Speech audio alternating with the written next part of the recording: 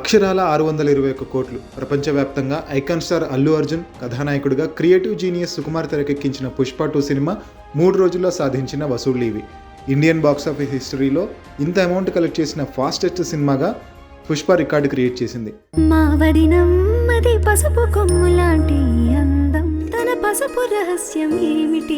అది Tenali double horse group వారి TDH Rishika పసుపు. ప్రపంచవ్యాప్తంగా మాత్రమే కాదు, ఉత్తరాదిలోనూ పుష్ప 2 సినిమా పలు రికార్డులు క్రియేట్ చేస్తోంది. కేవలం 3 రోజుల్లోనే అక్కడ 200 కోట్లు వసూలు చేసి సౌత్ సినిమా సత్తా ఏంటో చూపించింది. బాలీవుడ్ బాద్షా షారుఖ్ ఖాన్ నటించిన జవాన్ సినిమా 3 రోజుల్లో 180 కోట్ల రూపాయలు మాత్రమే కలెక్ట్ చేసింది. ఆ రికార్డుని పుష్పరాజ్ అధిగమించాడు. మరో విషయం ఏంటంటే బాలీవుడ్లో తన రికార్డుని తనే బ్రేక్ చేశాడు బన్నీ.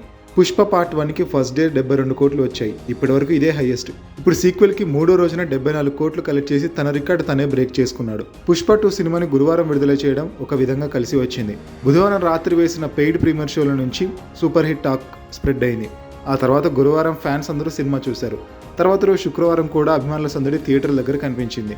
దాంతో శని ఆదివారాల్లో కుటుంబ ప్రేక్షకులు ఈ సినిమాకి క్యూ కట్టారు.